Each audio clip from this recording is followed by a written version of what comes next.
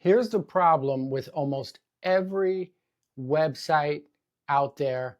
This is for HVAC businesses, plumbers, electricians, pretty much any business websites. What we do is we spend a lot of time on SEO, search engine optimization, keywords, all of that. We spend all the time on that to get people onto the site, which is fine because if no one gets on your website, you're not going to do any business, right?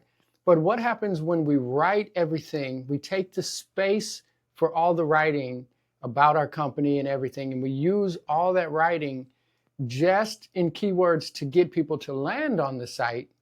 But then when people land on the website, they don't want to buy anything, or we don't move them to buy anything. What's really the point? What we need to do is make sure that we can, A, get people onto the site through SEO, through keywords, through all of that, but also make sure that the writing on the website is persuasive so that when those people land on the site, now they're reading and they're looking and they're saying, okay, now I'm here.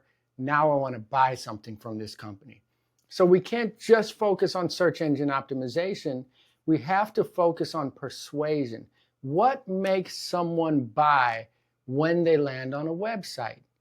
And in the home services business, plumbing, electrical, heating, garage floor coating, pressure washing, Christmas lights hanging, all of that, what makes someone buy when they get on the website? Well, there's two things because there's typically two different types of customers. There's the customer that has the money to spend, disposable income, extra money, and then there's the customer that doesn't want to spend any money, but they want the service. Those two people buy through different reasons. Now, typically, most people who make websites or write postcards or write brochures, they don't know how to persuade someone to buy because persuasion in converting is an entire skill. So what they do is they know they have people reading their postcards or reading their brochures or reading their business card or landing on the website. They know that they're getting them there, and they also know they need to get them to convert or to buy.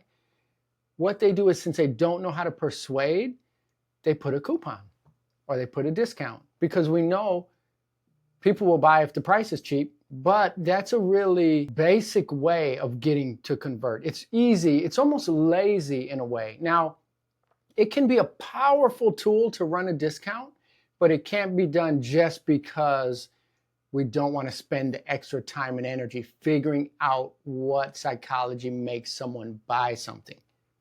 Now, let's talk about those two people.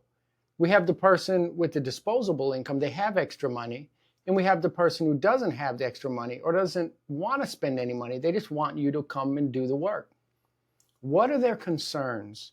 What would stop them from buying? And I'll tell you, the person who doesn't have the money and the person who has the money has the same concerns. Now that's tricky, right? But this is where they differ.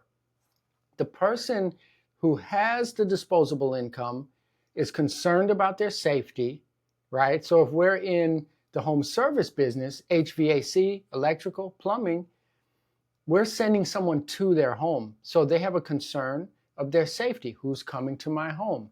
Do they have background checks? Are they a creep? That's a big concern for them. Number two, are they going to do the job right? Who isn't concerned about that? Number three, are you going to waste my time? Am I going to take a day off to meet you and you're not going to show up? Or you're going to take 3 days to do it? Or you're going to be late? That's a concern for them.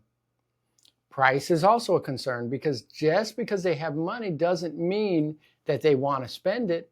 But since they have money and that's not a bigger issue for them, the other three issues are more important. So if you can solve those other three issues for them, the price is a non-factor. It's the opposite for the customer who doesn't have the money. Price is the biggest deal for them. So they'll be willing to sacrifice spending more time in dealing with someone being late, dealing with someone not doing a quality job, dealing possibly with, employees who may be a little more on the creepy side because they have to get the job done and they only have a small amount of money to do it. Or they're just cheapskates.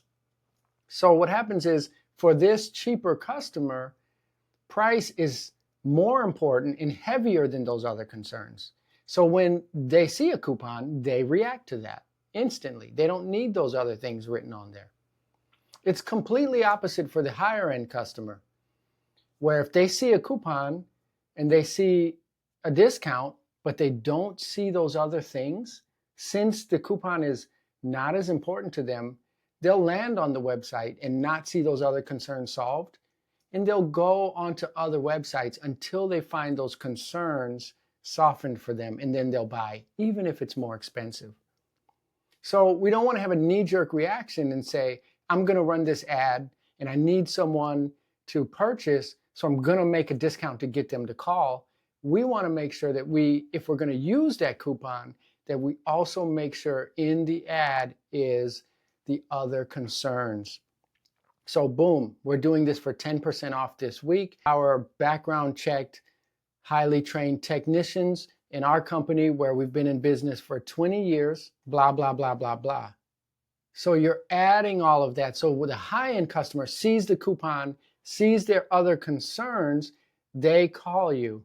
Now the other ones will also call you, and it's okay to have a mix of customers. What we don't want is only the cheap customers, because these people here don't see their concerns. They're more willing to swipe away if they don't see that. So when you're writing your About Me page on your website, when you're writing your ads, when you're writing your postcards, make sure, here's a pro tip. Think about the common concerns that people ask you when you're on an estimate. You've been in business for a while, you know those concerns that they have. How long is it going to take you to do the job? Who's coming to my house? Are they employees? Think about those common concerns. If you have to, go into ChatGPT and ask, what are people's fears? What are people concerned about when they hire a home service company? And then use that space on that postcard or on that Facebook ad or on that website to write about that and solve those problems, and then put the coupon there.